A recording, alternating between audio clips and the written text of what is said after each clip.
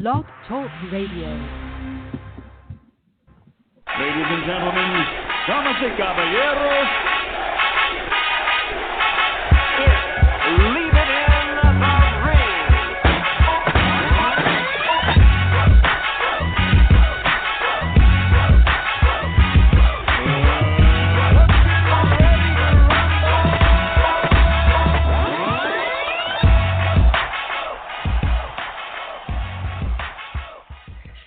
And welcome back to another edition of Leaving Radio. I'm your host, Dave Duenez, with my co-host, Amilcar, who's running a bit late here on Leaving the Ring. No worries. He should be jumping in on about, 15, 20 minutes, so you're going to be stuck with me for a short bit. Let me run you down what's going to happen here on the show, what we have lined up here. We're going to go into Paul Malignaggi losing his job, being terminated from the Showtime commentator's seat, from some comments he had made in an interview. We're gonna get into that of what was one of the reasons why. The reasons why he was let go. And then we're gonna get into the 122 division, which this past Saturday on Showtime, we got to see some new fresh faces in the division. Talk a little bit about how deep it is, and with those new fresh faces that have stormed into the division, how much of a threat they are to it. Also, we're going to talk about that Showtime schedule and COVID-19. You know, COVID-19's out there still knocking everybody down and out. How real is the Showtime schedule? I love it, but we obviously got to be optimistic about it. Can't forget about Roy Jones and Mike Tyson pay-per-view at a $50 markup. We'll get into a little bit of that. And then we're going to talk about the heavyweight division, the eliminators, some really good names, matchups that have been already announced and made. So definitely a lot of stuff to talk about on Leaving the Ring. But what I'm going to take a dive in is the announcement that we received. I don't know, was it Friday or Saturday? I can't even remember. It was a great day. And Showtime, after releasing a phenomenal schedule for boxing fans across the globe and showing that they were still in this game and that they had taken a back seat so that they can really formulate a schedule that was going to be solid. And if somebody was going to fall out of that schedule, as we saw with their first scheduled match on August 1st, Saturday night, with Stephen Fullerton, who was supposed to get in there with Leo, they had an exceptional step in for them. Okay, so Showtime has showed that they're a professional business, that they run like a business. You know, they're just not going to throw shit on the wall and, hope that it sticks. So when I saw that they decided to cut ties with Paul Malignaggi, and what Paul Malignaggi had said in an interview was he had talked about the systematic racism that's been going around in the world. And, he had basically said it was non-existent. Let me see. I'm supposed to have D-Style sit in the seat for Amilcar while we wait for Amilcar. Let me see if D-Style's on here with me. D-Style, you there, brother? Yeah, right here, man. Hispanic causing panic on deck. How's it going? Good, brother. Good. So let me roll back to what I was talking about with Paul Malignaggi. And so, do you remember the outfit that he was doing the interview with D-Style, Paulie, when he made those comments? I'm trying to was IEF TV or something like that, right? Wasn't it something? IFL, I know. Yeah, somewhere out in the UK. Okay. Now, IFL I TV, didn't. I didn't hear the interview because they automatically pulled it down and they put it on private. But, some journalists were able to take some of the quotes and put them in an article so that we can read it. Now, he basically was saying that, racism doesn't exist, that it's over-exaggerated. It's a narrative that is false. And Showtime had turned around and asked Paul Malignaggi to issue a statement apology. And Paul Malignaggi stood by what he believed. Now, hey, I respect a man like any other man that stands by his belief. And Paulie stood by his belief. Now, I could respect that, but I also could say, is he a stupid man? Yes, he's a stupid man. Not because he stood by his belief, but the beliefs that he believed in are stupid.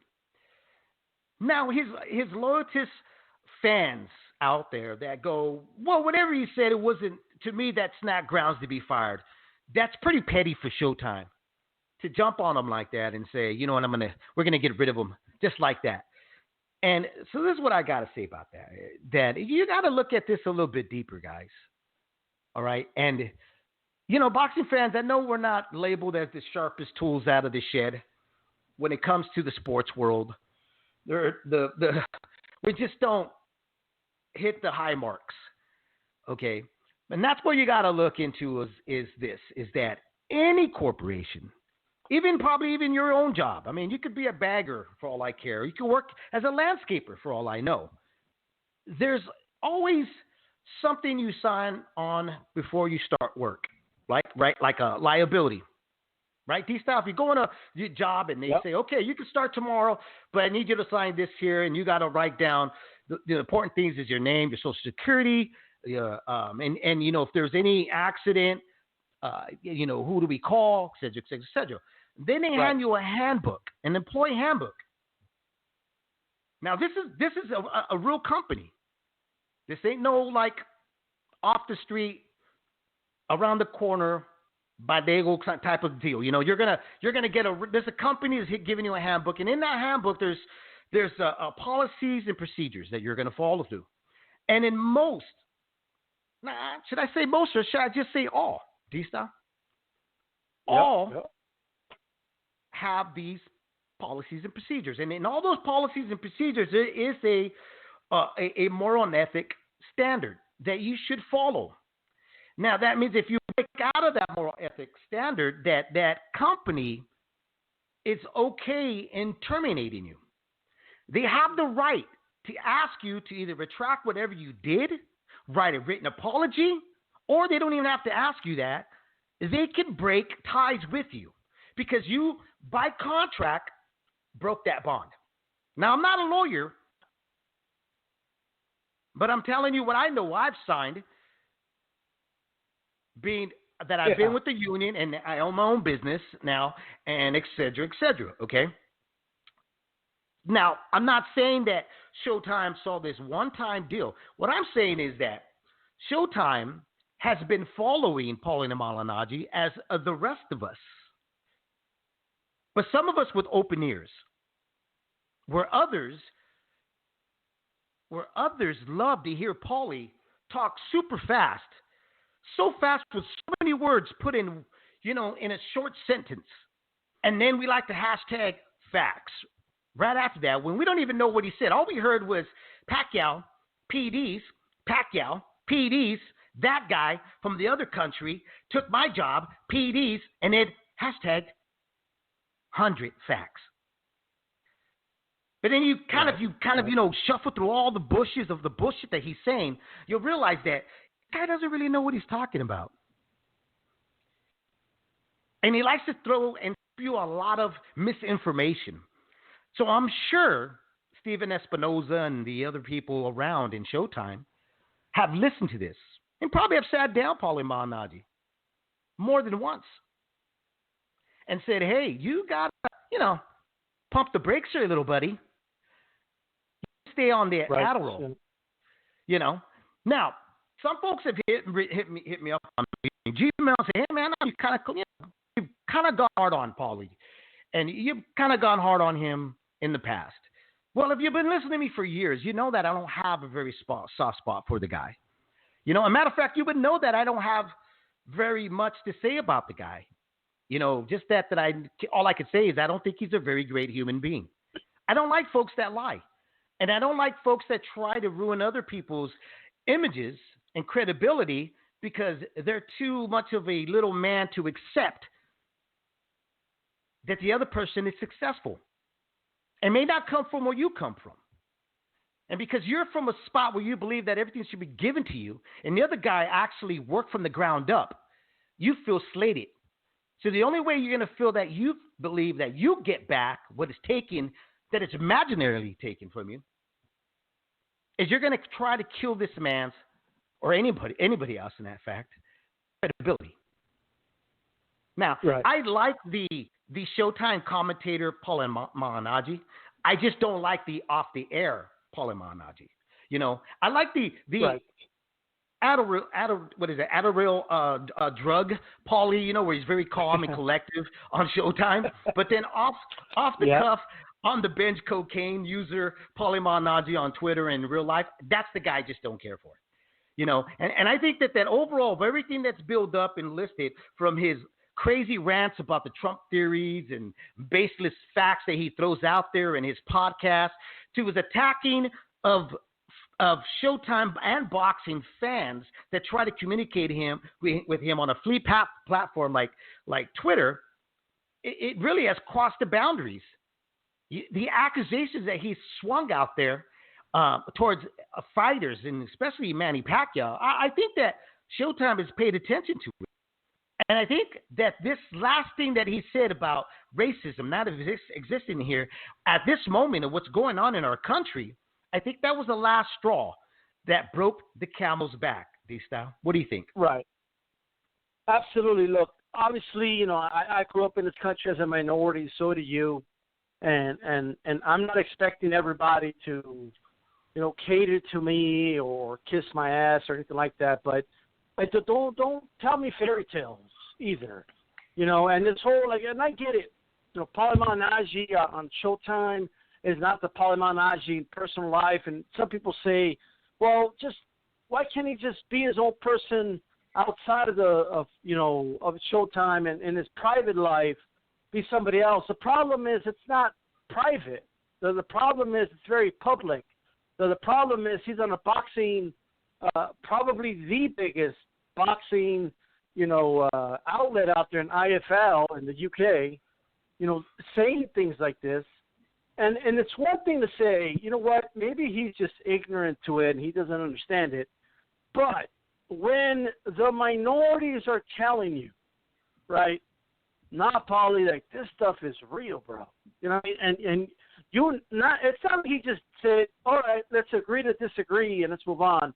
No, he kept fighting it over and over. Well, this guy was getting in public arguments on Instagram and Twitter with fans, and not to mention, not even related to this, publicly calling fans idiots and all types of stuff like that, right? Yeah. So I'm not the employer.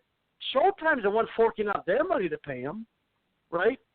Right. And here's the reality for Paulie. Like, the reality for Paulie is, I don't see an uprising in Showtime subscribers saying, oh, I'm going to unsubscribe from Showtime now that you fired Paulie.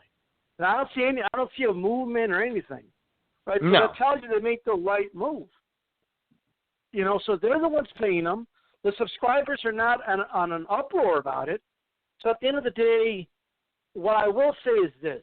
I do question, if I'm honest, why it took him so long after he made those IFL comments.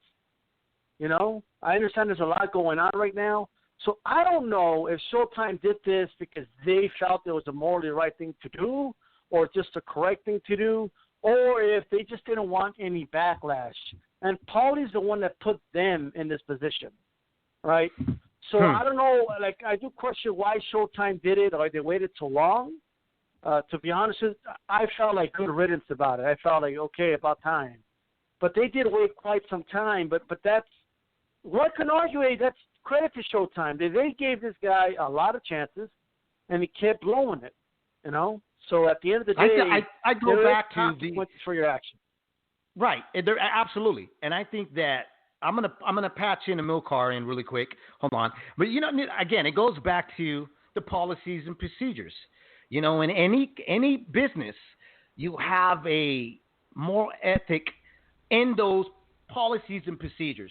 And the company doesn't immediately terminate you. A company, what they do is they got to have a strong base of a termination, especially when it comes to corporate world. You know, they got to have something solid.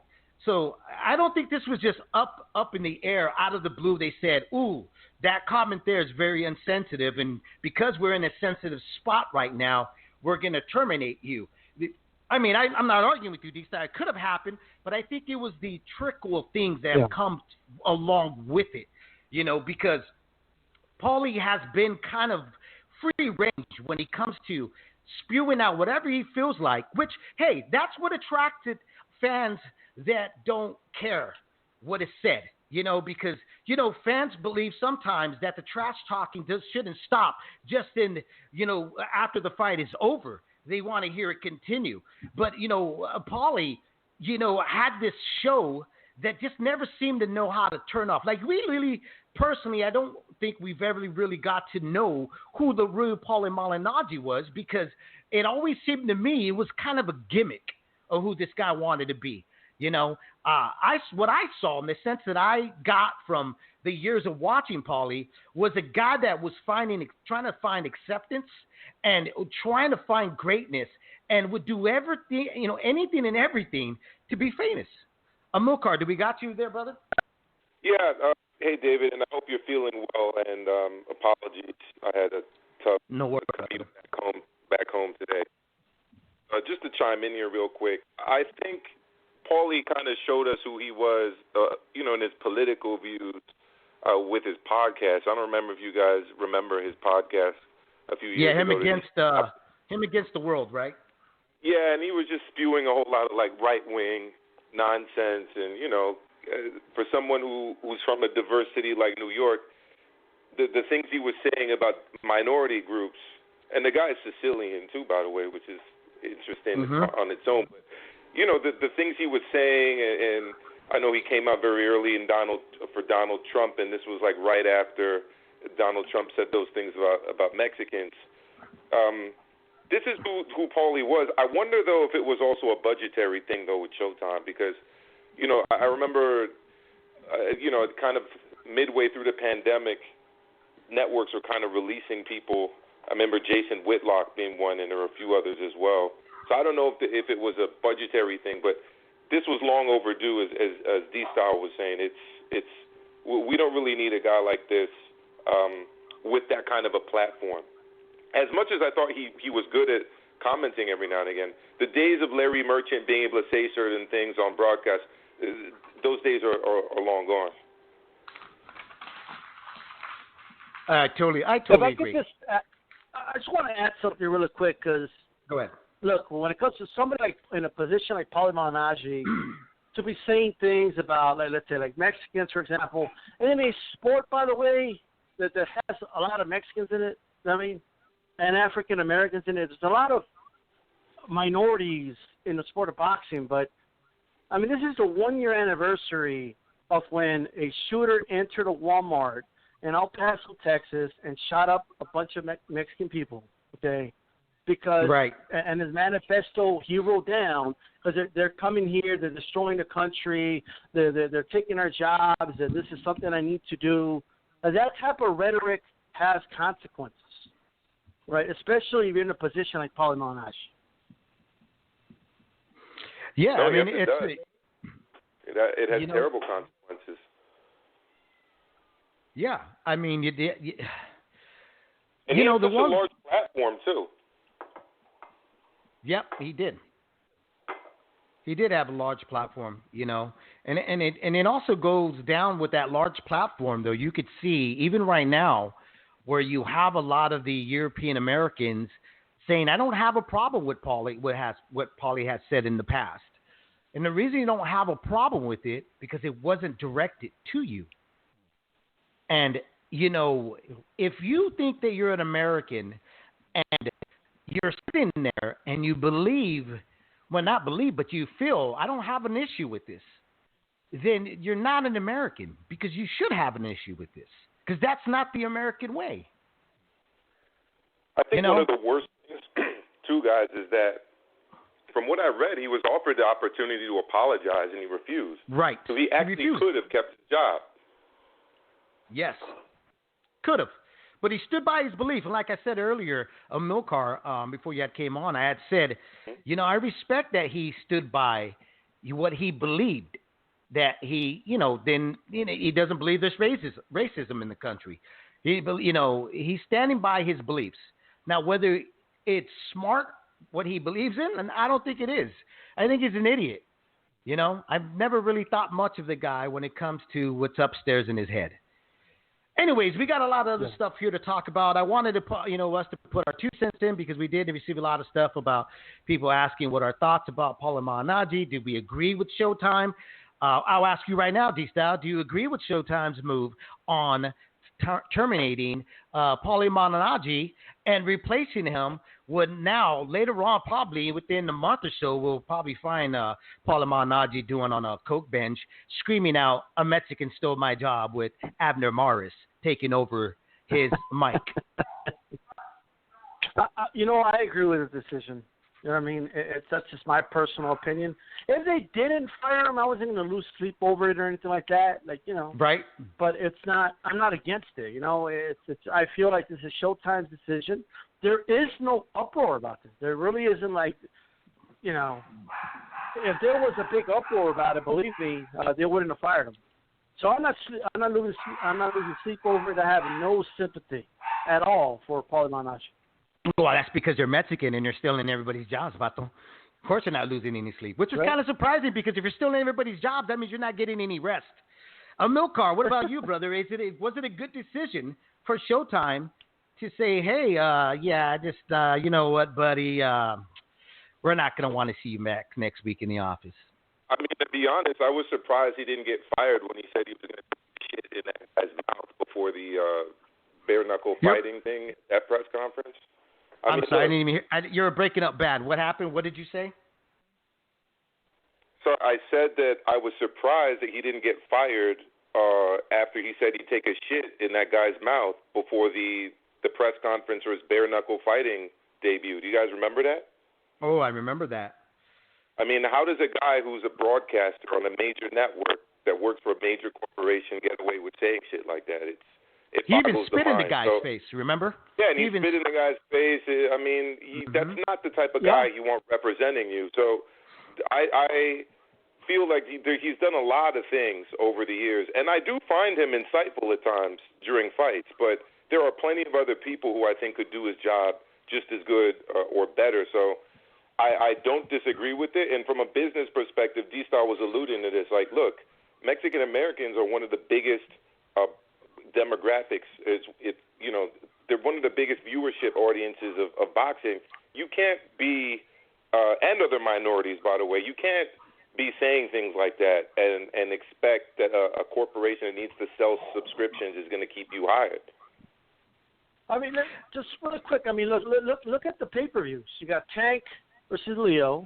You got the Charlo twins. Okay, coming on pay-per-view soon, right? Dude, there ain't no way. You're going to be saying the things he said about, George Floyd and Arbery. You know what I mean? And expect African Americans to support Showtime. You still have this dude there, all right?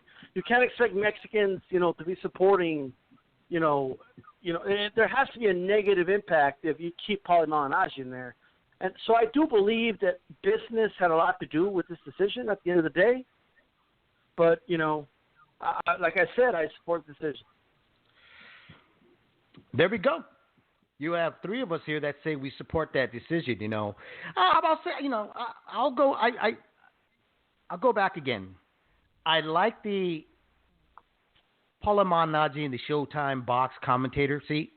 I thought he did a good job. I'm not going to lie. I agree with a lot of folks when they say he knows how to call a fight. That's when he's on his low. But when the guy gets on his high and he's out of that box, he's not a likable person. He's not. Anyways, if you guys want to call in, you can 347-215-7598. Let us know if you agree. I'll take our first caller before we move on to our next topic here, which is going to be about the 122 division, which I'm excited about. Let's patch in really quick. Area code 510. You're on live right now on Leaving the Ring. What's on your mind, brother? Hey, what's up, Dave? What's up, Amilcar? What's up, D-Style? Fernando, how you doing? Fernando, ¿qué pasó? What do you think, Fernando? Was it a good idea of Paulie Malignaggi, bro? Or are you gonna miss homeboy? Well, to be honest, dude, I mean, like, I'm kind of in the same boat with you, man. He was fine as a commentator. You know, I never, I try, you know, I work in construction, so I work with, like, kind of racist people. You know, some people are racist, and I start to work with them, and it doesn't really, you know, it doesn't bother me. They don't mess with me. We're cool, you know, like whatever. I mean, we're not cool, but just, you know, keep that to yourself, and we'll be fine, man. We'll go to work together. You know, same thing like when I'm watching a fight. I don't really need to necessarily dig into the commentator's political beliefs, as long as he's not, like, you know, being aggressive like Paulie was this weekend with it, you know.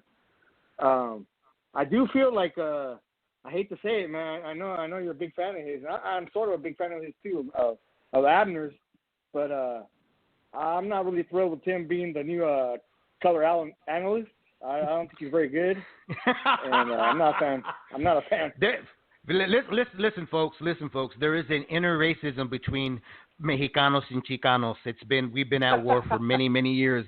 No, you know what, Fernando? No, I agree with you. Look, I like Abner Mars. I think he needs to kind of settle into the seat, and then we're going to see where he's at. I think this past Saturday we heard a nervous, because you know, to be honest, whatever you think of Paulie Malignaggi, that is a big shoe to fill up.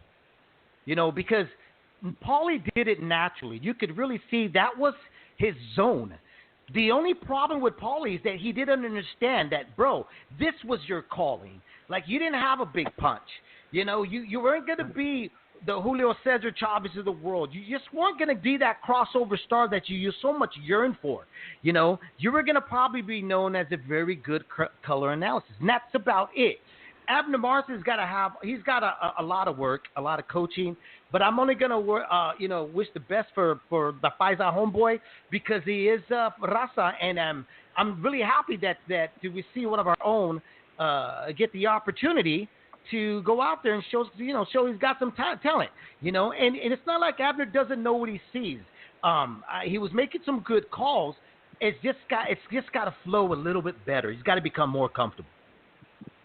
You don't think he... Sorry, go ahead. No, go ahead, McCross. Go ahead. Sorry. I was just going to say, I mean, Raul Marquez, I always thought he did a really good job calling fights. I don't know what happened to him. And I also thought the Magic Antonio Tarver was like one of the best color commentators honestly I've ever heard. But he lost his job because of drugs. Actually, he only lost it because he tested positive for PEDs, right, in one of his fights. Yeah. And he lost his commentating job. The two are kind of unrelated, but they got rid of him.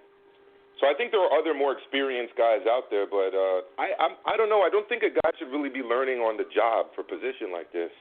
Personally, I just think it should go to someone who's already proven themselves, but I might be the minority in that one. I don't think you're wrong, Milcar.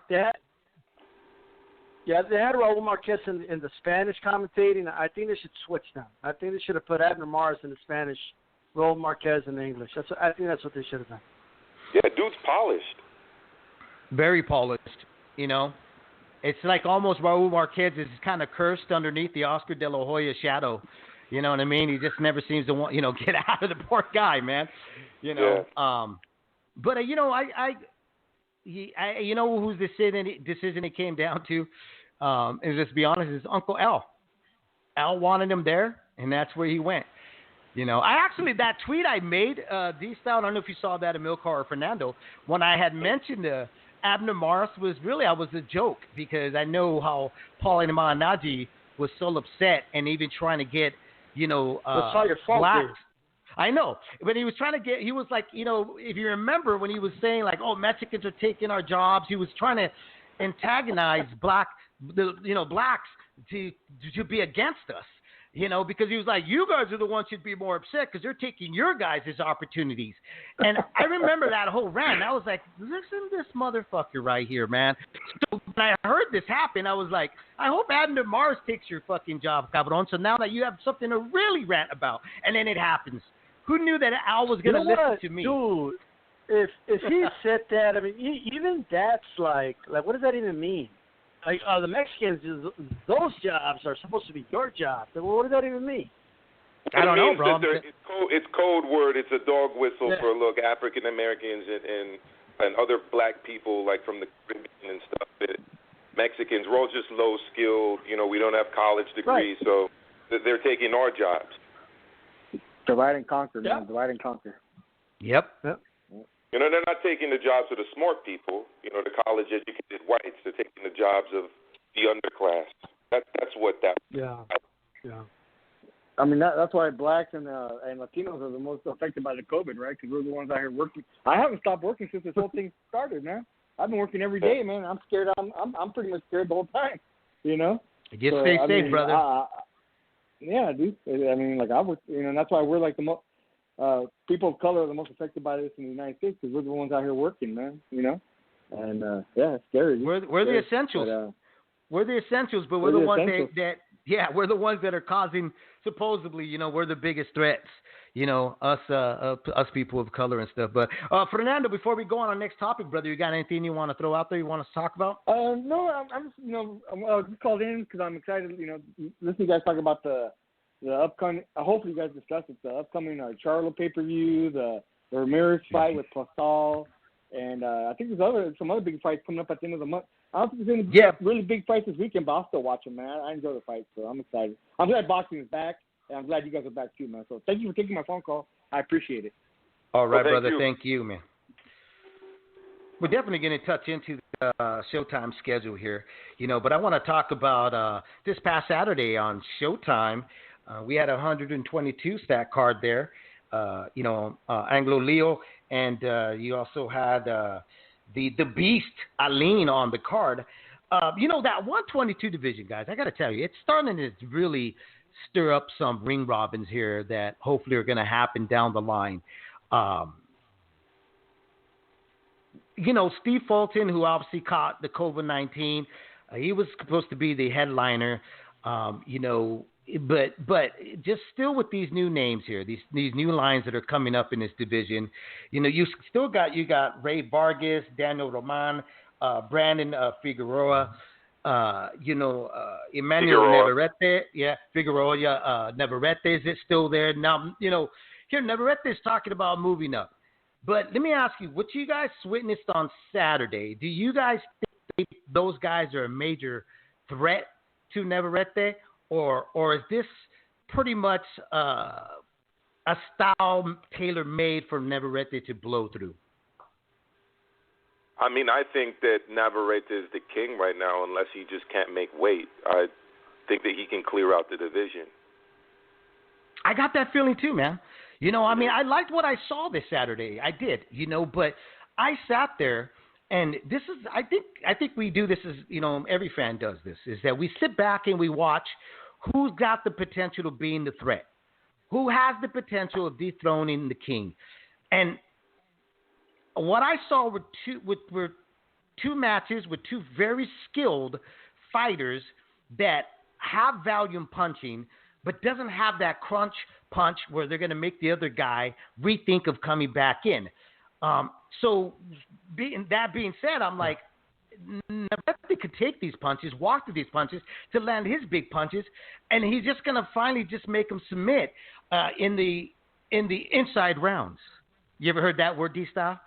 Inside the distance or anything? Yeah, inside the distance. I'm not sure. I have heard inside the distance, but I don't want to open a whole can of worms. Has he decided to move up though? I wasn't sure about that. So. Yeah, he has, right? So that was my main thing.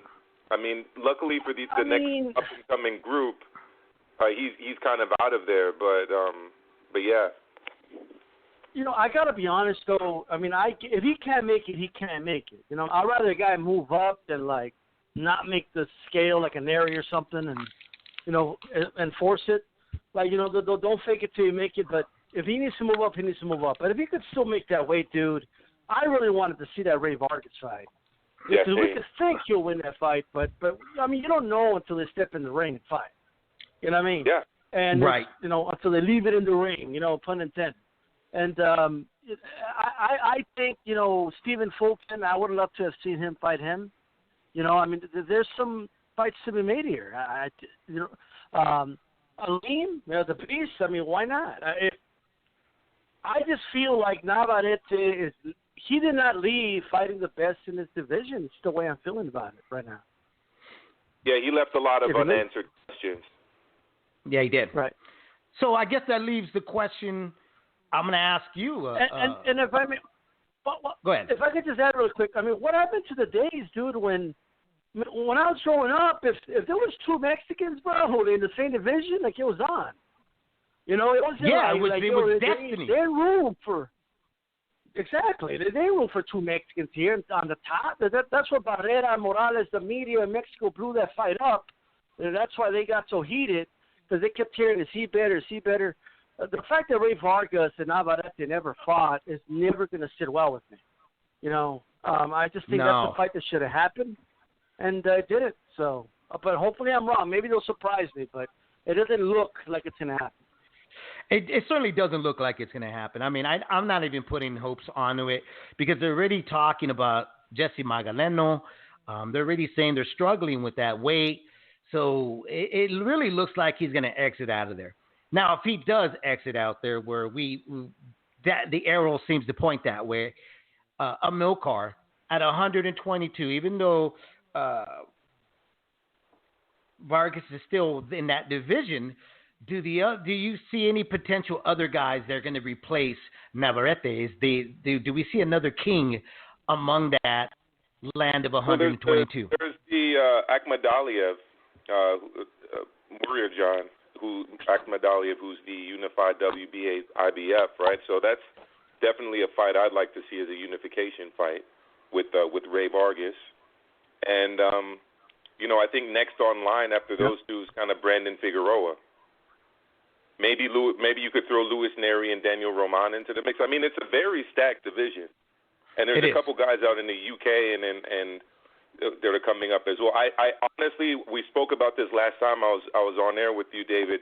I personally think that Dog Bay is like too small for this division. Right. It was evident. It was evident on his ESPN fight. It was so evident. I mean, it was like, he doesn't belong here. But let me ask you like this, okay? Is there a definite it factor guy in this division though, or is this division still up for grabs? I think that in these lower weight classes, like the guys that shine through guys that unify titles, personally.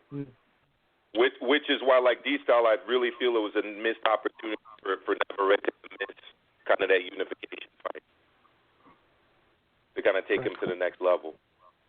Well, if we look down a division below the 122s, which is the 118, you do have a monster anyway that is now, we're hearing the rumors that he may leave the 118 division. If he hops to the 122, how much of a big explosion do you guys think he's going to create? I would love to see it happen, but I'm not. To me, it almost is flirting with, could he have the power to hang with these bigger guys at 122 that do have talent, that bring not just one type of certain style that he's going to face. There's a lot of styles that this guy could face, that he could face to really test whether or not he could be a conqueror at this no man land he's never been tested. I would like to see him move up after unifying and kind of being an undisputed champion personally, because he's moved up through these divisions without unifying titles. So I know he's got the WBA and the IBF, but Nonito's fighting Ubali, and I would like to see him fight the winner of that fight personally. What about you, D-Style? Look, Ubali beat up his brother, so if he doesn't want to fight Ubali, I mean, he's got to avenge his brother's loss, you know what I mean? So, I think in a way, I mean, if you guys, I don't know if you guys remember, Ubali beat his brother for the WBC. Yeah, I remember. Or he defended it. He defended the belt. But anyway, Inoue said no to the WBC. He said, no, I don't want that diamond belt. He waved it off. He told him, no, I don't want that. I got that ass. No, I'm going to beat that dude for that belt. So that's what I thought. You know what I mean? So I would like to him to fight Ubali, but man, ain't no guarantee Ubali gets to Donaire. Because Donaire at 118 has the power to knock anybody out. He almost had Inoue out of there. Or at least he had him in some trouble. Inoue kept his composure pretty well, actually. But then with Inoue, he's not just like a brute, or he just has a big punch. The guy could box in there. But I just think I would like to see him naturally fill into 122 pounds, right? And speaking of 122, guys from 118 to 122, I mean, where does Neri fall? Because if Neri's still trying to fight at 118 after missing weight like 3 times, I mean, how many times you have to miss weight, till you figure out that that's not your division anymore? So Neri Inoue at 122 are 2 guys to really look out for if they eventually do move up. But to me, the king of the division, there is no king. Even though Ray King, he's probably the best in the division, in my opinion, right now. It's still, he has to prove it, though. I need to see him fight a lot of these guys. But I'd like to see him take on I like it too. Yeah, him too. Well, there you have it, 122. There's still a lot there to be answered between all the little warriors at 122 division. Even if Inoue jumps up there, it's still, he's got unfinished business. I agree with you, Milcar. He needs to do so. He needs to leave a mark before leaving the 118. And Navarrete, it'd be great if he decided to go against Ray Vargas so that we could get those answered. Who is the best Mexican fighter there at 122? Let's move on, man. We got the biggest fight of the year, even though it's been a really shitty year for us here on 220. Mike Tyson versus Roy Jones Jr. I know Amilcar was doing backflips when that happened. I know that's why he decided to go to the beach today to celebrate, have some Mai Tais there, and kick his feet in the sand there. I'll go with the Milcar, man. What were your thoughts about that happening, kicking off there, brother? I mean, did you guys see Roy against Enzo Maccarinelli? Oh, yes, I did. Yes, I did. I mean, man. I think when he knocked him, he knocked me out too. I don't remember. It was really, really bad. So, I mean, and when I watch training videos of Roy now, it's just like he's even pot-shotting the heavy bag and the double end bag. He's not – I just don't see him really being active or quick or fast or – I mean, his attributes kind of dissipated in his late 30s, and now he's in his early 50s. And then Tyson, I mean, was quitting in all of his last fights. When I think of this fight, I mean, I'm not going to say I'm not going to watch it. I obviously am. I see it as well. Actually, I have a lot of questions though, guys, because they're wearing headgear, right? I heard they're wearing headgear. They're not wearing headgear. They're not wearing headgear. No. And it's not 16-ounce gloves. Because I heard it was like headgear and like huge gloves. So that plays a factor too. But if Tyson doesn't get Roy out of there early, I don't know if he's got the stamina to continue on. But if he catches him early in the first couple rounds, I see a very scary Roy Jones. Well, did you see Mike Tyson? Knockout. Did you see Mike Tyson in his last when he had that sparring exhibition? Did you watch that? And I don't know if you guys had a chance to watch that. He had an exhibition before, and he basically carried the guy that he got in the ring with. I mean, he even dropped him and didn't let him fall. He held him up. So I mean, and he was like throwing not very fast punches. It was really bad. Look, this is my thing about this, okay? Yeah. Which is it's September 12th. Mike Tyson's 54. Roy Jones is 51. Yeah. It should be dubbed the GoFund retirement fight. Its price tag is at $50. Okay. Now, this is how funny we are as fight fans. Hashtag Stream City. This is where we're at. We're funny as fight fans. Is that the Showtime schedule gets rolled out. The Charlo get a pay-per-view spot, and Danny Garcia, Errol Spence get a pay-per-view spot. Fight fans are like, great schedule, but really pay-per-view. Oh, my God, that lasts us for a day. The next following morning, Mike Tyson, Roy Jones gets announced, pay-per-view. That I will pay for. That is awesome. I love that. That just takes me back to the 90s. Like, are you guys kidding me? Then on Friday, on the zone, on the Golden Boy card, a female gets knocked out cold. 7 seconds. 7 seconds, right? Shouldn't have belonged, shouldn't have been there. And you have these same fans that are screaming, oh my God, this should have never happened. But yet you're celebrating two guys that have no business being back in the ring. Especially one of them who's been knocked out not just once cold, but several times cold. That could honestly, just one more punch by one of the most devastating KO guys that the world's ever produced. If Mike has a flashback of anything and decides just to whip a mean left uppercut to Roy Jones, that could cost the life of Roy Jones Jr. And Roy Jones. Sorry, go ahead, Dave. No, go ahead. What you're going to say? I was just going to say he better hope that the Mike Tyson that fought Kevin McBride shows up. I mean, that's pretty much his only shot. I mean, Roy's knockouts were all scary as fuck, too. I mean, they were scary knockouts, man. Yep. The Roy that wanted to fight Mike Tyson was the Roy that beat John Ruiz. You guys remember that? And that's when he was really flirting with the heavyweight division. He went out there, he picked the weakest link out of the heavyweights. And, it was a great performance, but we knew that he had the abilities to beat John Ruiz, okay? Because, Lennox Lewis was the reigning heavyweight at the time, and he was no way, no how going to get in there, but he was already always flirting with, I want to fight Mike Tyson. Now, this is a way long overdue of it happening here, okay? I just can't seem to get a bit excited about it. I know that some folks are like, well, it's better late than never. Sometimes there's just some fights that it just shouldn't even never happen because of this reason. Okay. Now here's the thing. Because people are like, but dude, he looks such in shape. Mike Tyson, have you seen his videos?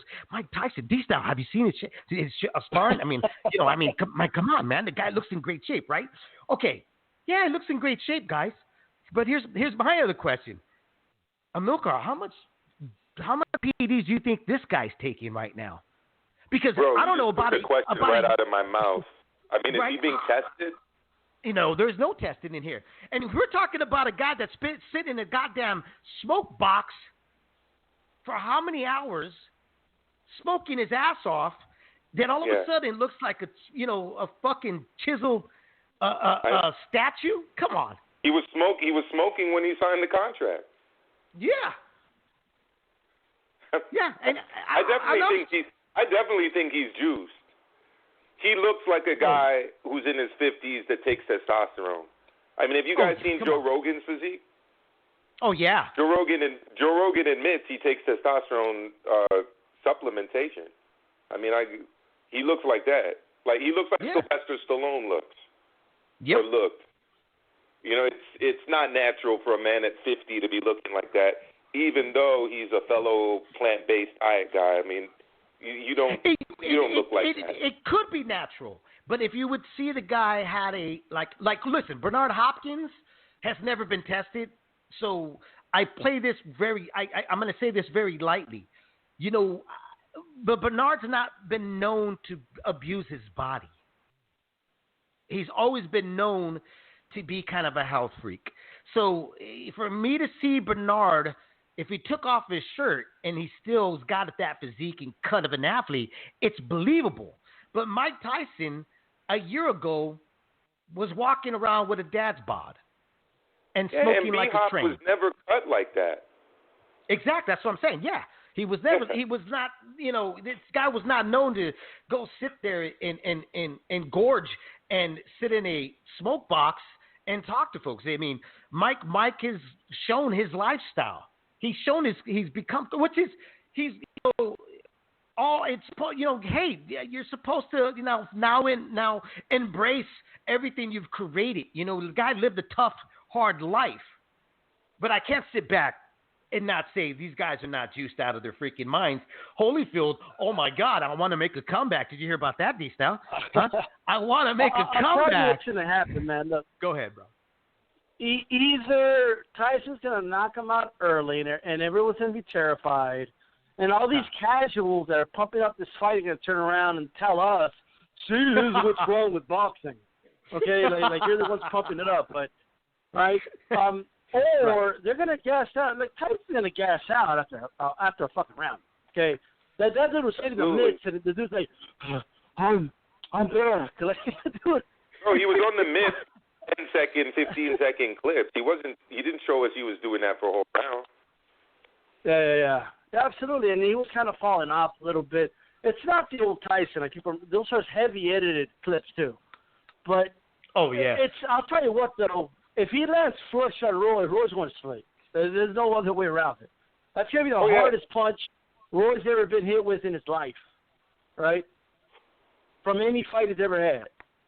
So but he's been knocked out repeatedly. Yeah. There's that too. You know. So if something happens to Roy, I don't want to hear all these casuals come out and say this is the problem with boxing, and it ain't the real boxing fans hyping this shit up.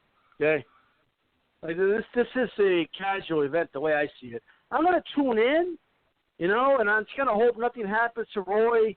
But there's really nothing good that could happen out of these guys. Like, and let's say Tyson comes out and knocks Roy the hell out. It's gonna be like a scary moment. You know what I mean? If they gas out, it's going to be horrible. Or they're just having like a light sparring session. I mean, really, is it worth paying pay-per-view for a light sparring session? If they're hugging each other for 12 rounds, people are going to complain. Yeah. Well, they're going to complain. People are not going to be happy. People are not going to be happy with this. I mean, they're gassing themselves up for something that it's going to be bad. There's nothing in this that's going to be exciting. And it's going to be a domino effect, Dave. If he knocks out Roy in the first round, they're going to gas him up, and they're going to put him in there with some top 10 heavyweight. Right? Oh my God! You can just hear the freaking talks of this guy, of especially commentators, the guys that are going to commentate, who I don't even know who it's going to be yet, but it's going to be somebody. Then you're not going to hear about the fight at all. You're going to hear about all his little life problems and who's took it what from him. But no, you're going to hear, Mike Tyson could get in there and still fight with the best of them, with Tyson Fury and Deontay Wilder. It's not going to be an ending story. Anyways, I want to get away from this. I think we'd spend enough time with that joke of a spectacle of a fight that's going to happen on September 12th between Mike Tyson and Roy Jones Jr. Grew up on these guys, love those guys. 54, 51. Again, I have dubbed it the GoFund retirement fight of the century. And you know what? I'm not that. Yeah, I am. I mean, I'm gonna ridicule you if you're pumped up about that fight. I think that a strong wind can blow and your pecker will stand up at this case now. It's just that bad. But let's go into the Showtime schedule here, guys. I think that's more exciting and more realistic because these are actual active fighters that are happening. Let me go with let me ask you guys this. On the September list right now, you got Benavidez. You definitely got, the Charlo brothers. You got Sergey Nipitz on there. Devontae Davis, David Benavidez. But out of all the guys that's mentioned, let me ask Milcar first. Who's the standout that excites you the most that's on the schedule for 2020 on Boxing Showtime? You were specific to Showtime? Yes. I would say it's definitely the pay-per-view card with Charlo Derevyanchenko and Charlo Rosario because I think those two fights are both very competitive fights. You believe that's a pay-per-view worthy that's you're perfectly fine dishing out your hard-earned money to watch that, right? I'm not perfectly fine dishing out my money for it, and in an era where we're used to paying for ESPN Plus and DAZN, it's tough to think about forking over money for that. But I mean, it's a much better fight than David's Santa Cruz, which is also on pay-per-view, and which I don't think is pay-per-view worthy at all. Right. Let me ask you, I'm going to get right back to you, Milcar, but I'm going to ask D-Style. What about you, D-Style? Is that pay-per-view worthy? Are you happy that you? I mean, are you okay with paying a pay-per-view price for the Charlo fight?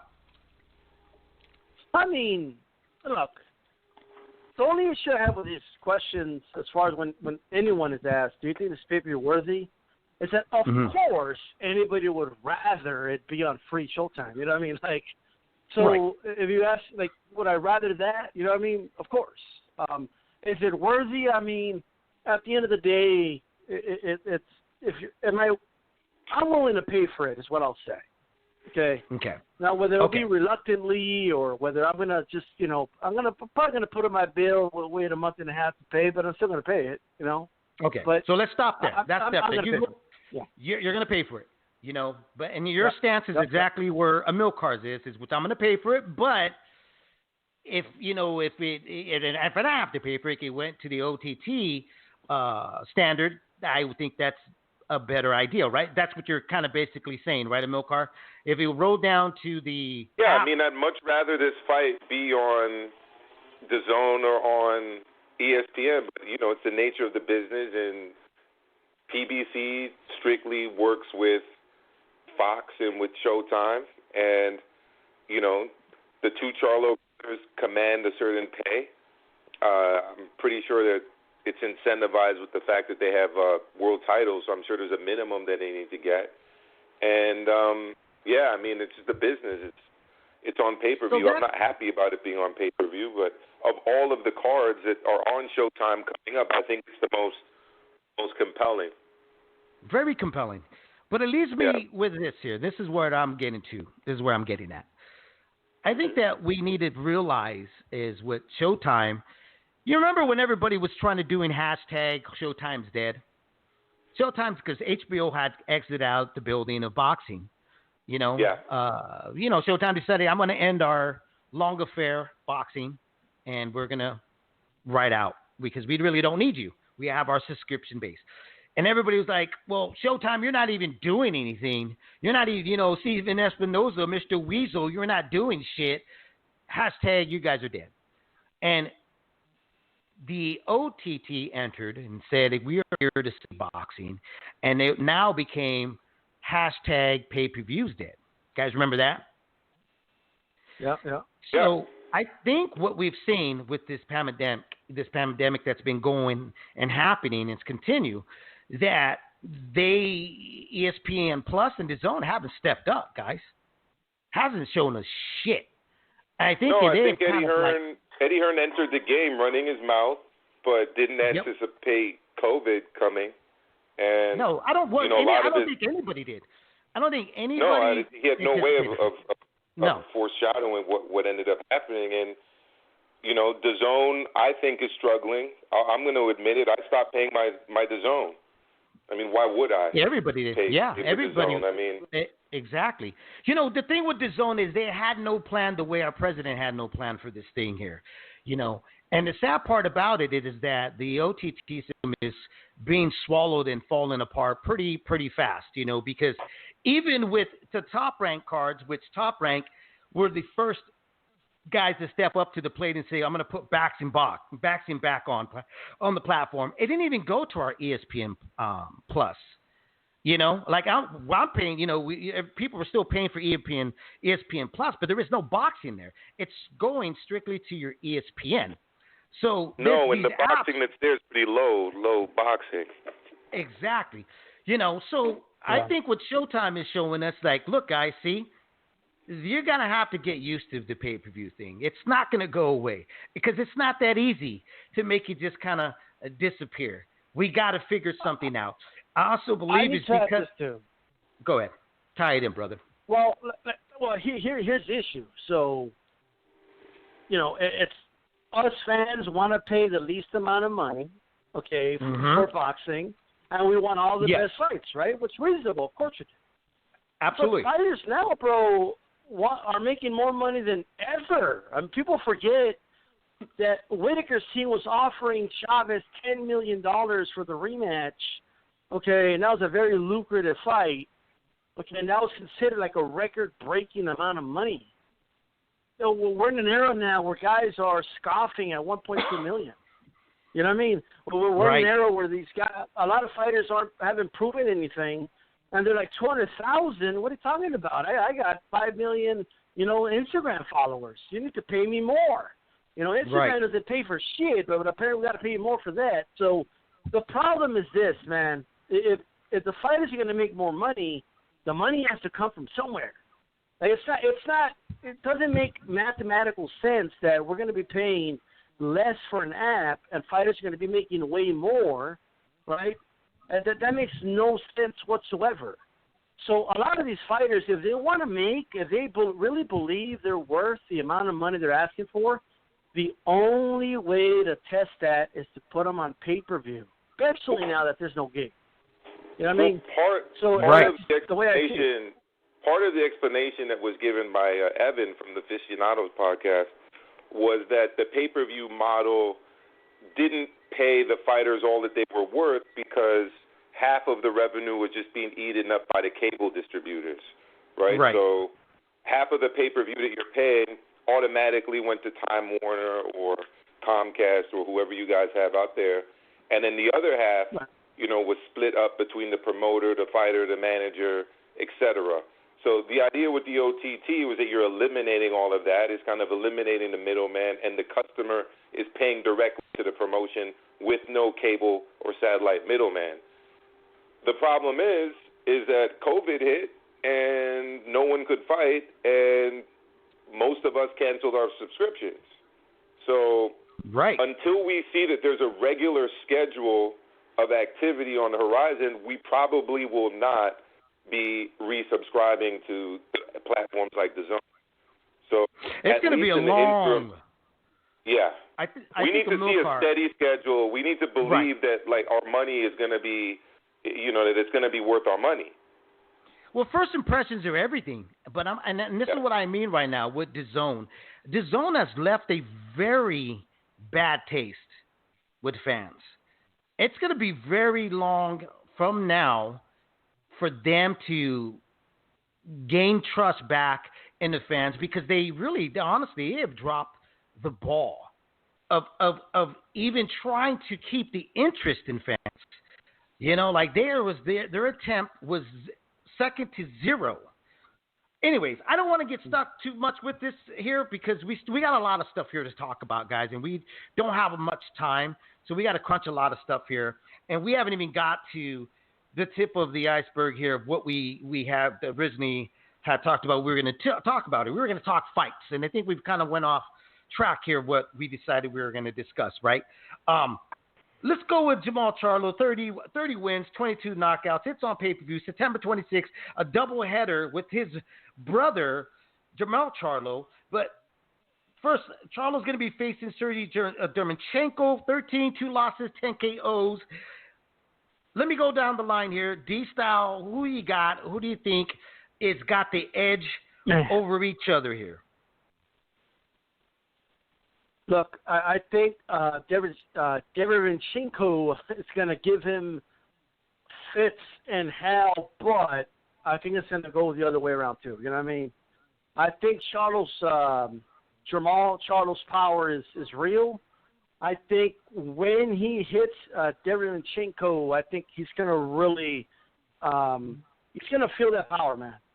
When that straight hit lands, and it will, I think that's going to turn the fight around. It's going to, and believe it or not, I do believe Derevyanchenko is going to be a little tentative after he feels the power of Jamal, and I think that's going to allow Jamal to take over the fight, man. I got Jamal. I originally was saying round knockout, but I'm going to go by decision, possibly controversial decision, but I'm going to go with Jamal.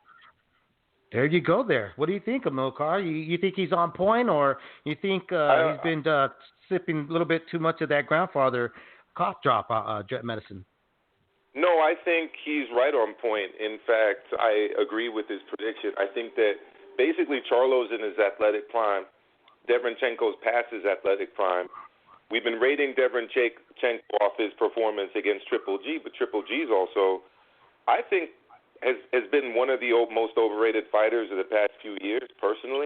I know a lot of people disagree with that. No, I'm basing that on his level of competition. I mean, you knock out Steve Rolls, okay, great. But right. I mean, when he's in there against high-level competition like Danny Jacobs, he doesn't blow them out of the water. You know what I mean? So he was past his physical prime. So we had a fight with two guys who were past their physical prime, and yes, Derenchenko took him to his limits, but I don't see him doing that against Charlo. I see him, based on his amateur pedigree and his professional experience, I see him, pushing it to the end in terms of a decision. But I think that Charlo's going to get the victory, and if it is close, it's going to go to Charlo.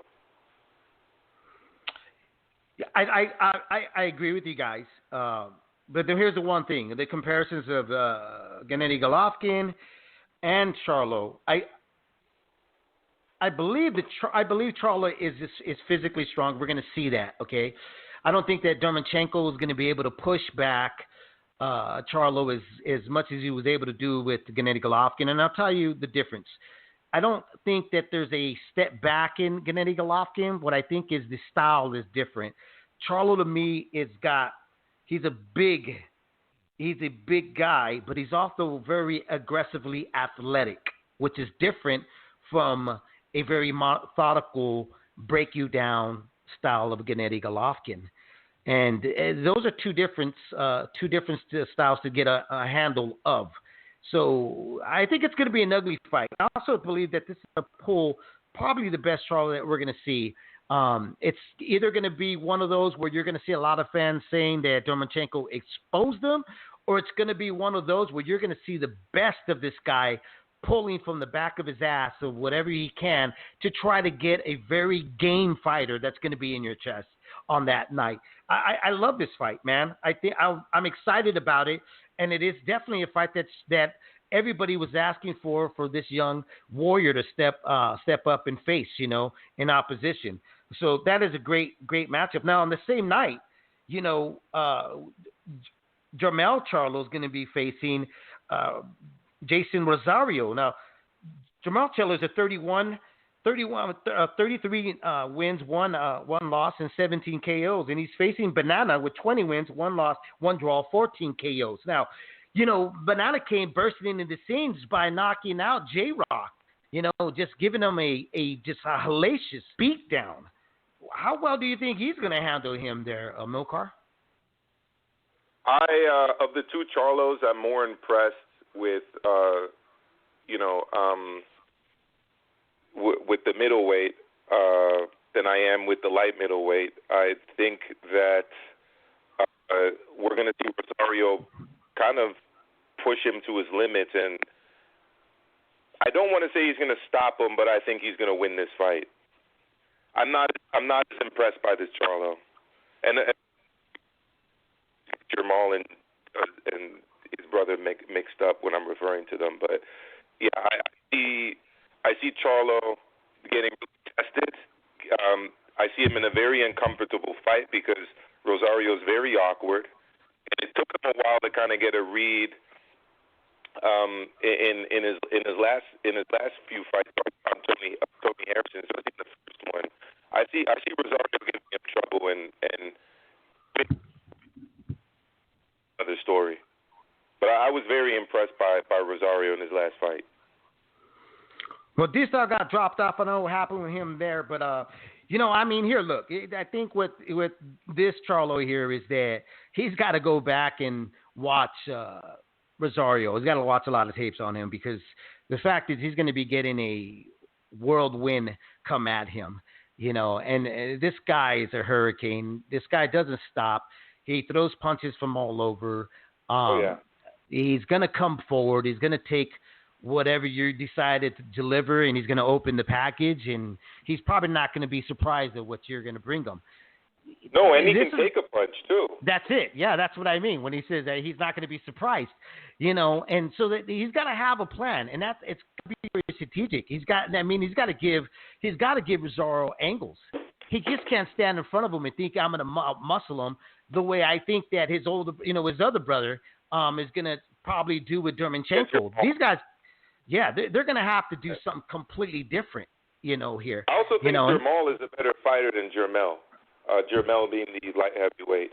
I think right. Jamal is a much smarter fighter. I also think he's calmer, both inside and outside of the ring, especially outside of the ring. And I just see him getting very frustrated with Rosario's style. Anyone who's boxed obviously knows it's very difficult to fight guys with an awkward style, especially the guys with an awkward style that can kind of take a punch. And those kind of wide angles and unorthodox punches from all kinds of angles are going to trouble him. Personally, I think so.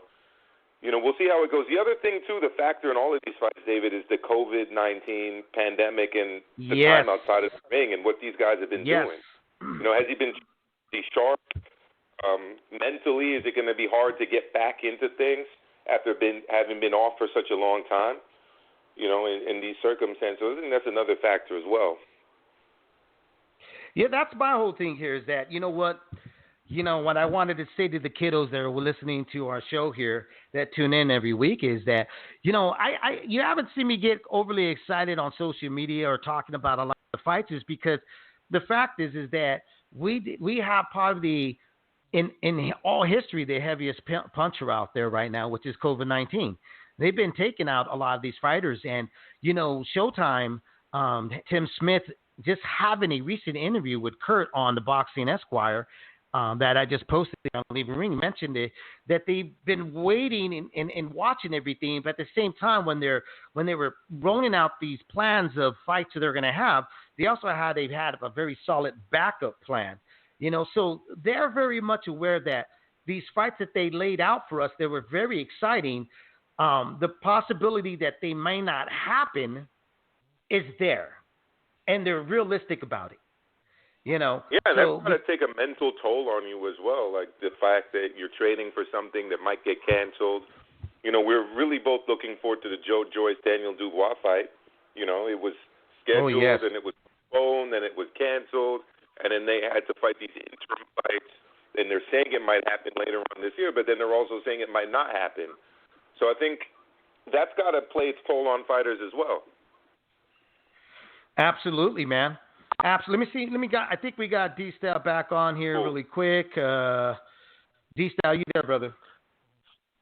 Yeah, I think I hit a dead spot or something, but it is what it is. Oh, no worries, man. So just really quick, let me get your quick prediction here on the other Charlo brother facing the Banana. What do you think, man? What's your pick? Banana Jason Rosario. I think we're going to find out, man, if he just had a great performance.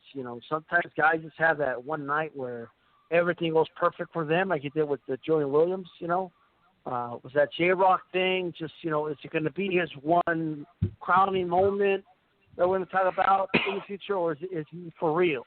You know what I mean? And I think this is the fight where we're going to see. And what I will say is, as far as Jamal Charlo, it took me. I like saying that because it took me years to tell the difference between the two. But I swear to God. But I just call them the Migo twins. That's what I call them. The Tony Harrison fights showed me a lot about, even in as far as Jamal and his character in that ring, man. He's gonna grind it out if he has to. Okay. But I also see that if you press him enough, you get to him, and I think that I feel, and I might be a minority in this. I didn't hear what you guys said, but I think Audio can pull it off. I think he might win a close decision. No, I said the same thing, D-Style, when you were off air. That the style might trouble him. Yeah. Yeah, I think it's going to be a little. Yeah. No, I agree with you. I think we're all on the same page in that. I'm going to move on. There's two more fights on that schedule I want to talk about. I think that is worthy to speak about. But like we had mentioned a little earlier, hopefully the COVID-19 doesn't decide to say, man, it ain't gonna happen. Let me stop it there. But as well on pay-per-view, October 14th, we're gonna have Gervonta Davis stepping in with Leo Santa Cruz, a milk car. Excited, or you like the rest of the fans out there that are saying really, Leo Santa Cruz? That's I got no more. What do you think, bro?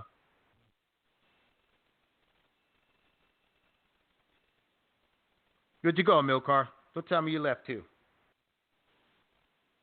Oh, sorry, I had accidentally. I'm kind of in that group, David, but I will explain my opinion. Go ahead. Santa Cruz is kind of a volume puncher that's moved up in weight. I don't really think he's got the power to trouble Davis. I think if anything's going to trouble Davis, it's going to be if he has a bad training camp and he comes in overweight. Which he's done in the past. Gamboa didn't really have power to trouble Davis, and he troubled him. You mean, Gamboa. Yorkie's Gamboa troubled. But Davis, I don't really think he was in that great shape for that fight, and I honestly think that Gamboa has more power than Santa Cruz does. Personally, I've always seen Santa Cruz as kind of a volume puncher that kind of outworks his way to victories. And you know, if he wasn't punching powerfully at lower weight classes, I mean, I don't see him, hurting or pushing Davis really back, because Davis is also quite strong. His name Tank is actually derived from the fact that he's like a very physically strong, sturdy guy, even though he's very, very short and fights in a lower weight class. It's not a compelling fight for me, and I do not think at all that this should be on pay-per-view. I agree with you on that. It should not be on pay-per-view. But so you believe Devontae Davis takes this? Yeah. Okay. D-Style, you're out there. You're in the background saying, wow. Okay, what's the well? Fill me in. Fill me in, here's bro. What I'll say, man. Santa Cruz has lost one time, and then they lost. People are talking like this is a washed-up dude that doesn't even this is he is one of the best fighters in boxing. Now, I get the point. He's just a volume puncher, man. Let me tell you something. He ain't going to walk to Santa Cruz. All right? At the end of the day, you just have to hit hard enough to catch a dude's attention. And when a guy reveals to you who they are, which Tank Davis has done time and time again, missing weight and, looking puffy in there and, not looking like the best, believe them. Right? Adrian Broner kept showing people who he was over and over again. But he ain't going to beat Maidana, though. I mean, Maidana, really? And while I get Maidana is different than Santa Cruz, he's a power puncher, okay?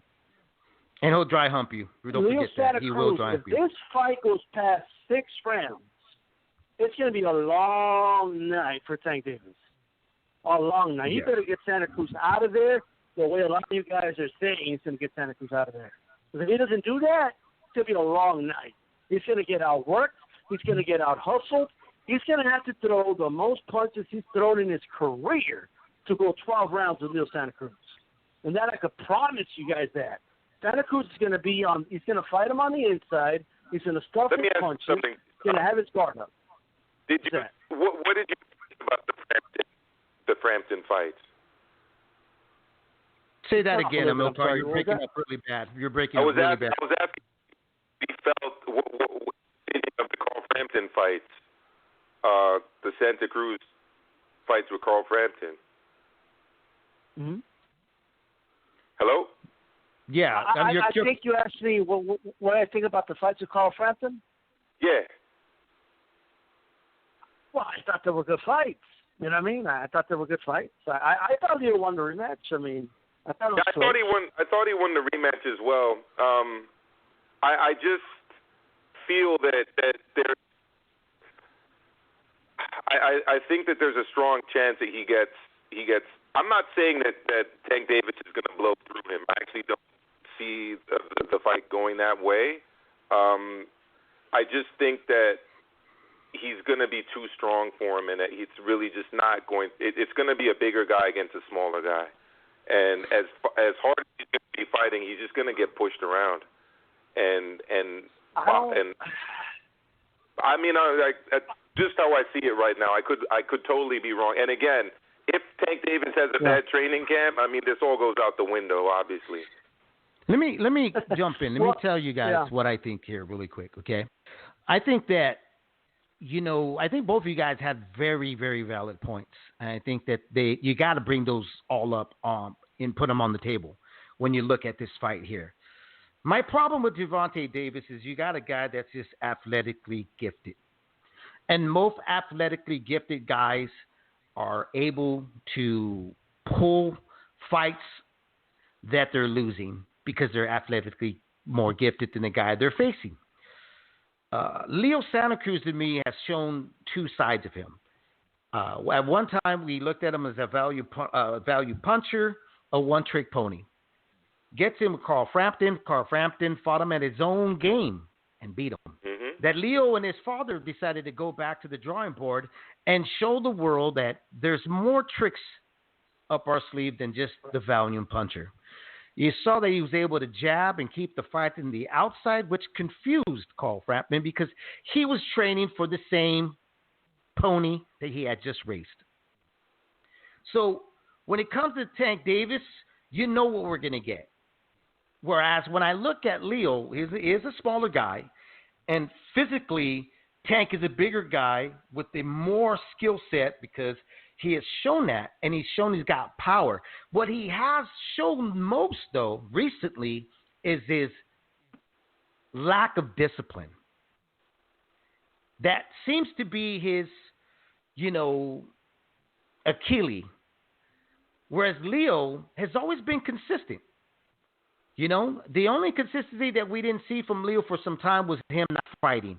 And you remember that. A lot of us were like, when is this guy going to fight? When is he going to fight? But other than that, when he comes and fights, he fights the same way. I think that what Leo can do is go out there, be a volume puncher, and if that doesn't work because he gets hit by a bigger guy, more athletic and faster guy, I think Leo can switch it up. I think him and his father is a great duel, great team. I think they're smart enough to go back and go, okay, let's go to plan B. To me, it's really up to what Tank decides to do. Whether he's in shape or out of shape, I think he's going to have his hands full against Leo Santa Cruz. It's a very interesting fight. I'm actually looking forward to this fight. I'm with D-Style when I cringe. I cringe when I hear that people are saying he's washed up, he's done, and he's over with. I think this guy's still got a lot left. I definitely don't think any of that is true.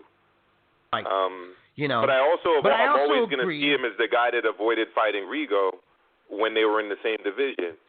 Same division. I agree with you. Yes. And that was 122 pounds, which is I keep saying this, a totally different ball game. And I could be biased too because I'll be the first to admit I don't have any stake in this. I mean, it's not like I'm a big fan of either guy on a personal level. I'm looking forward to a good fight, but I don't really think Tank Davis has fought very high-level competition consistently. But I was there live when he beat Jose Pedraza, and Jose Pedraza is a guy I have quite a bit of respect for. And you saw what happened to Jose Pedraza. When he's on his A game, yeah. When he's on his A game. That's the only, I remember it vividly. I saw that live at the Barclays. But do you think Pedraza is a smarter fighter than Leo Santa Cruz? Let me ask you guys that. What is that? Do you think Pedraza is a smarter fighter than Leo Santa Cruz? No. Amilcar? I don't think so. No, I don't think so. And I think Santa Cruz is very, very skilled and applies pressure very, very effectively. I think we're divided with this fight. What I will say though is that Jose Pedraza a lot bigger and stronger than Santa Cruz, and that means a lot. This pitcher ain't gonna let him beat him with a home run, man. I just don't think Tank's power is gonna bail him out this time. I don't think that's gonna happen. He's gonna have to beat the fight out of Leo, in my opinion.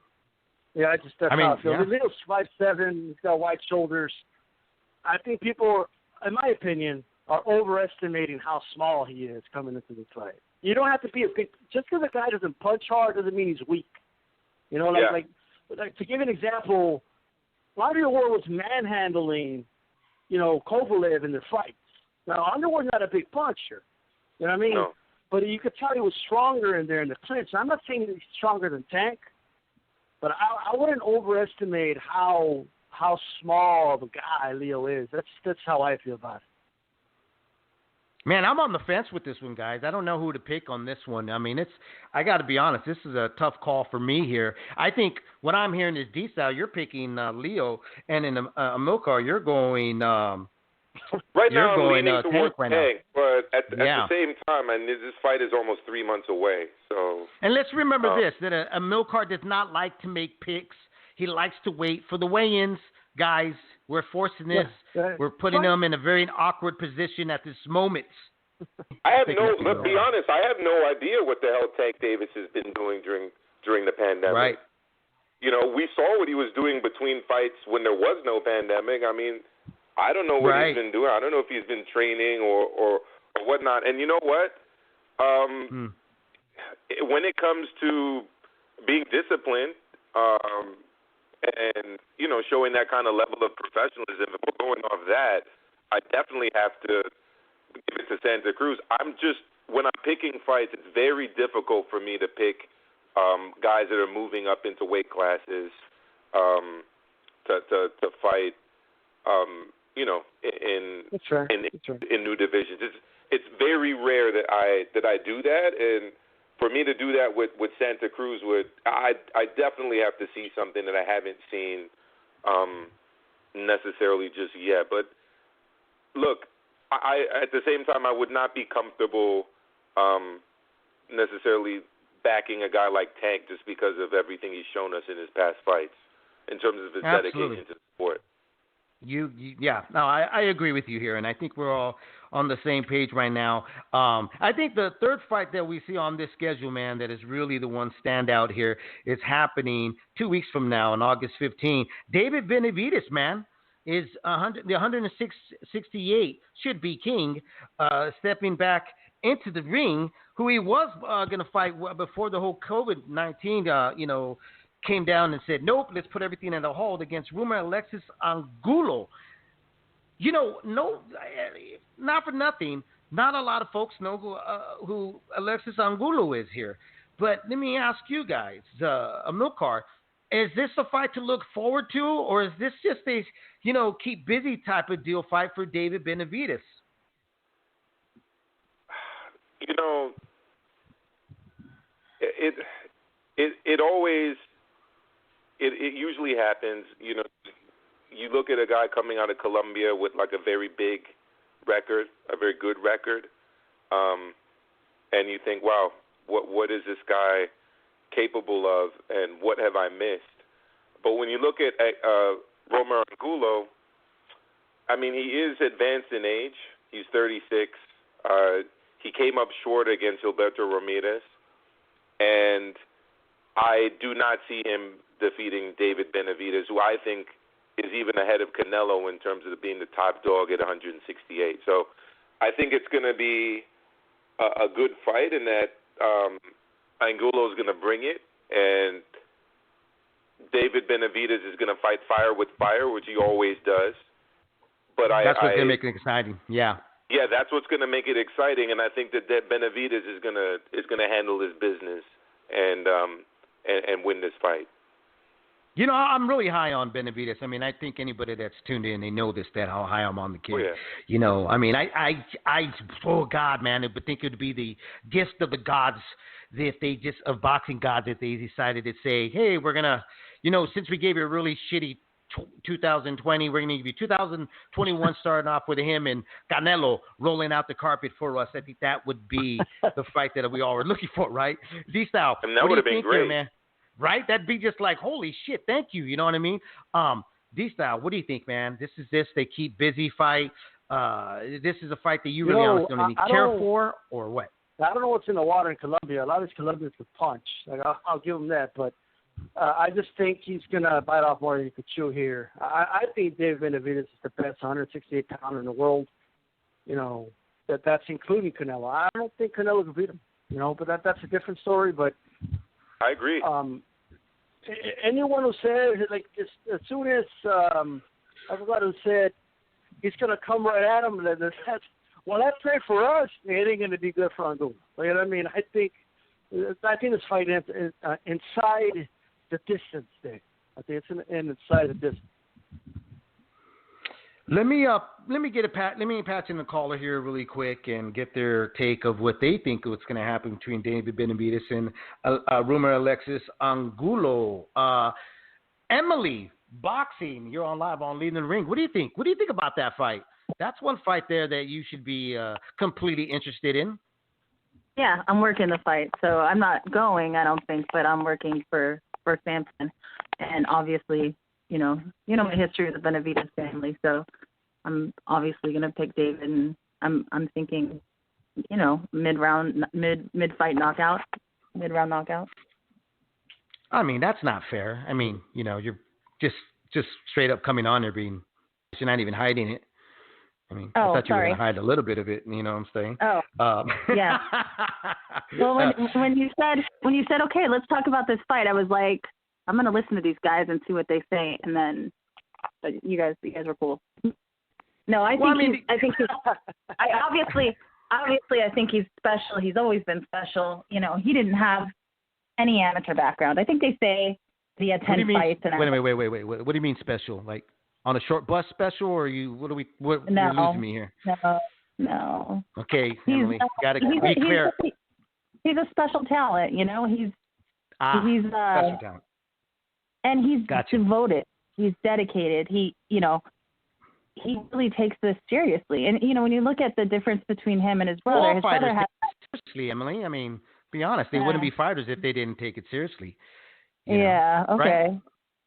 But I mean, he is a special fighter. He is. I mean, that there, I think you're on point about. This guy is very special. I mean, Hank doesn't take it serious, so I don't know what he's talking about there. Go ahead. Oh, I agree. You got me. You guys got me there. A few more too. So I think Dean before Barrera, he didn't take that very seriously either. Oh my God! Let me take out my other foot out of my mouth now. Thanks. I know. I was like, really, Dave?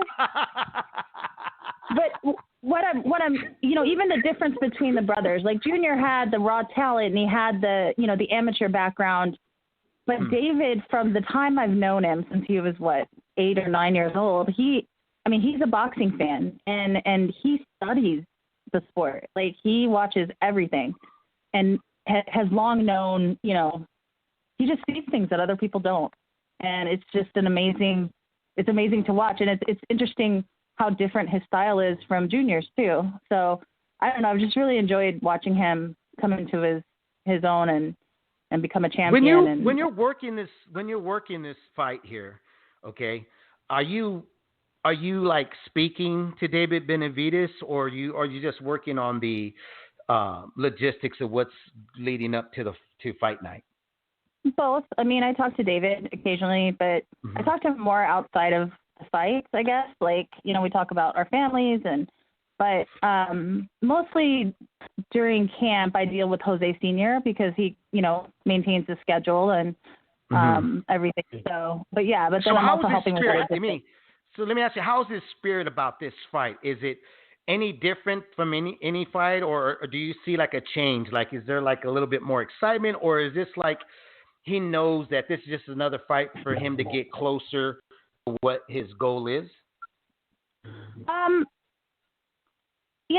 He's preparing like he always does. I mean, there's not a big difference there, but obviously he has his sights set on different fights, bigger fights. Right.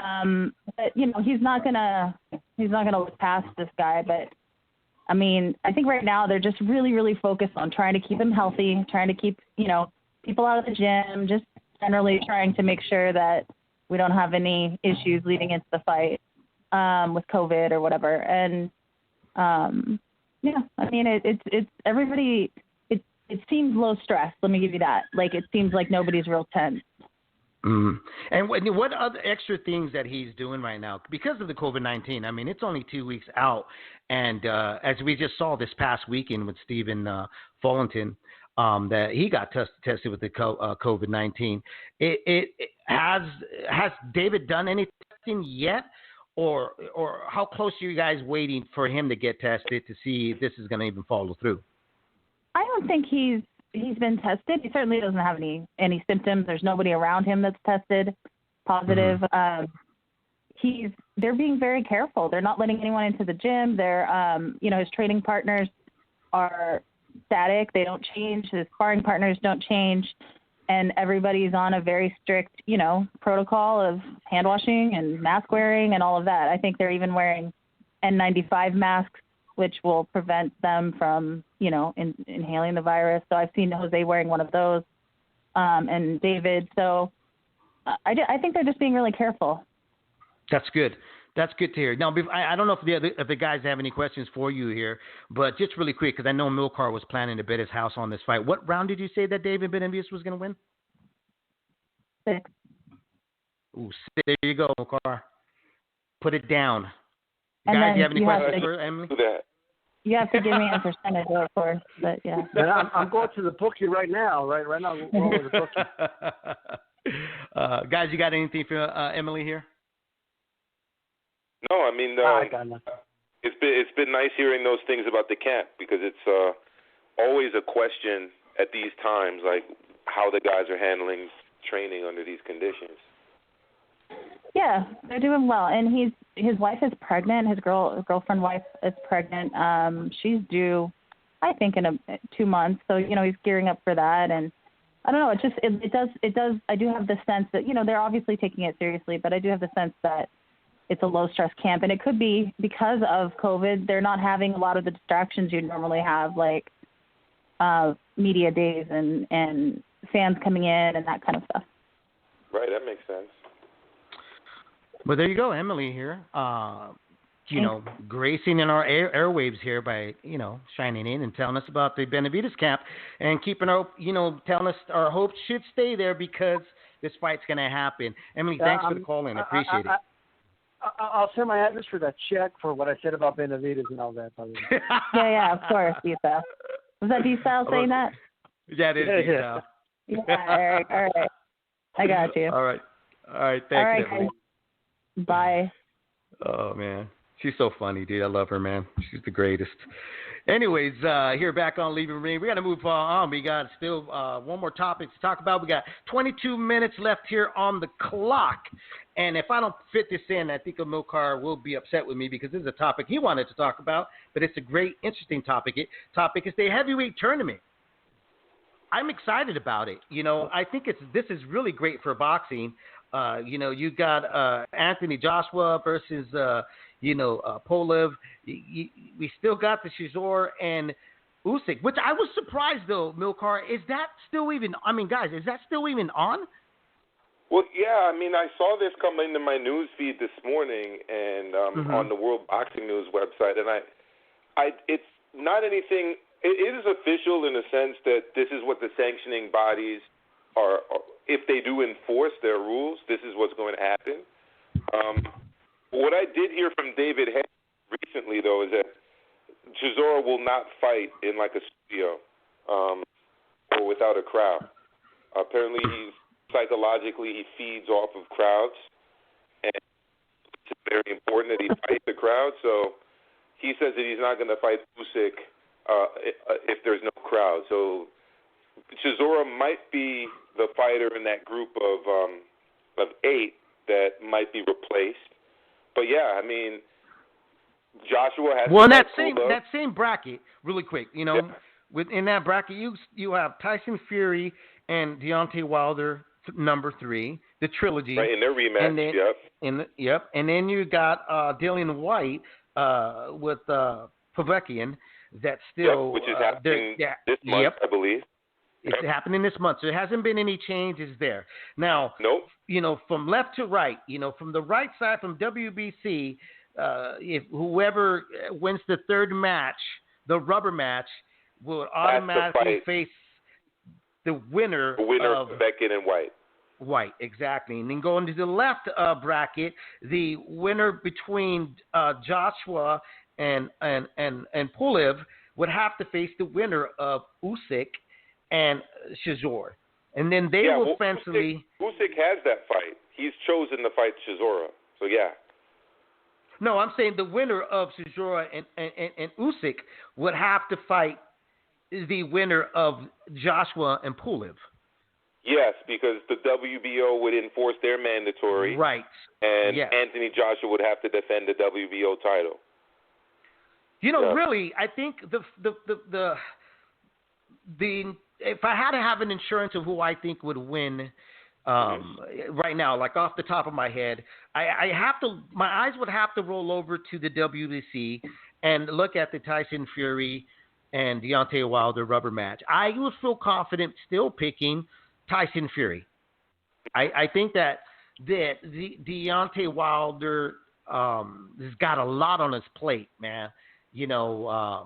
D-Style, what do you think, man? Do you think that's the easiest one, the easiest picking there of prediction-wise of saying, yeah, I'm confident that this person would win? I got Tyson Fury in this one. I understand why people are confident. Don't get me wrong. I understand why you're confident about it. But when you look at it, when you look at the fight frame by frame, the way it happened, let's not forget the first fight did happen, and he dropped Fury twice. I felt Fury boxed him and should have won a decision, but that let me know that Wilder could hurt him. Like, I know that's possible, Right.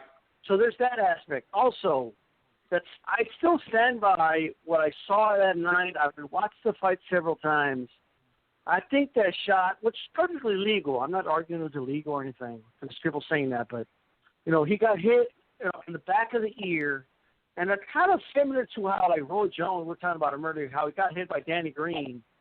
Only Roy Jones went out, and Wilder stayed on his feet. And I do wonder, he was still fighting for about 5 rounds off balance. And Fury couldn't get him out of there. It's very unlikely he's going to catch him like that early again. So I still feel even if Fury wins, it's not going to be as easy as the second fight, unless there's some psychological issues going on, which can happen. But there's that also.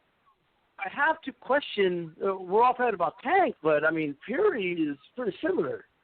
If Fury will show up to fight, so you're like, what the hell's going on? And he's going life and death with Wallen. You know what I mean? And so he's not a consistent guy. Look, here's a fact about Fury. Fury's never defended a belt. Okay? It's never happened. Every time he wins a belt, he vacates it or he leaves. Oh, that's true. Yeah. What about the lineal championship? He defended that.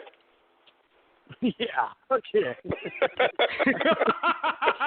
I guess he did. I guess he did. There was Pianetta.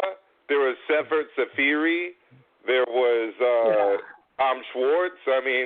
He's made multiple defenses of the lineal championship. Well, if you count that, then you got me, right? But at the end of the day, man, he's not a consistent guy, And when you think about it, like the Fury fight, he was supposed to give him an immediate rematch, and then it never happened. And I just feel like, can Fury get focused like that again? Like, can he do it back to back? I don't really remember him doing it. So I think what's interesting too, guys, is that, and it's a great point, D-Style, if the governing bodies enforce these mandatories, right, everyone would have to win 3 fights to become undisputed, right? So, and that's no small order because, as you said, with the brackets, David, Fury would have to beat Wilder, and then he'd have to fight the winner of Povetkin and White, which honestly at this point I think would be Dillian White, and then he'd have to fight whoever comes out of the other side. And that will likely be Anthony Joshua. What do you think, David? You also see Joshua coming out of the other side, no? I see. It could be Usyk. I'm saying it could be Usyk. Honestly, I look at these matches here, and really, because not for one, they're heavyweights. Okay, so as we know, in a heavyweight fight, one punch can change everything. White can show up as the way he showed up on the undercard of Andy. They seem to have Andy. Yeah, they kind of just went to the same training regimen. So if he shows up like that, Povetkin has a hell of a chance of taking that fight there.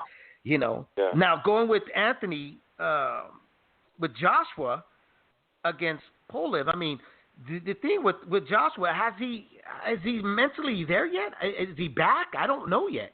The way he fought Andy Ruiz is he fought like he was a featherweight.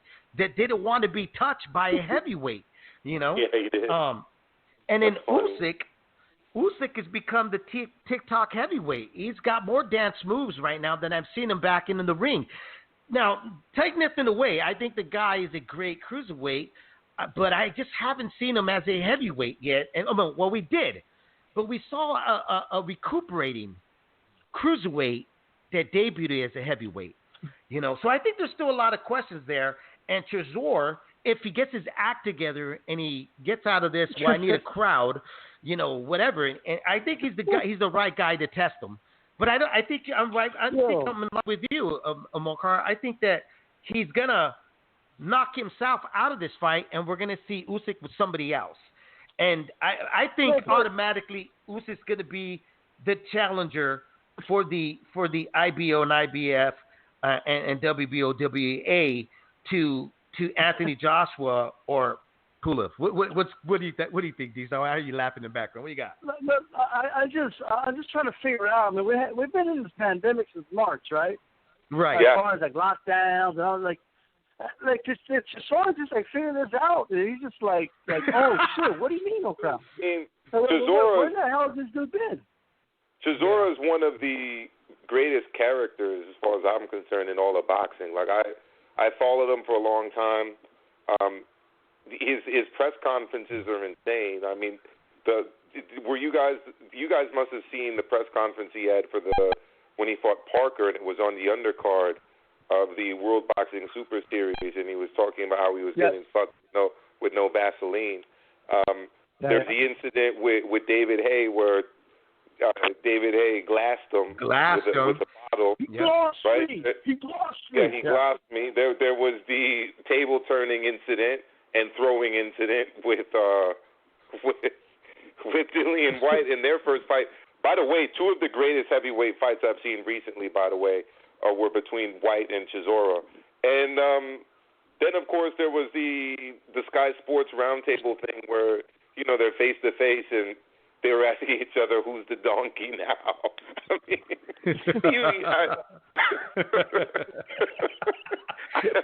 first I'm laughing every time I think of it.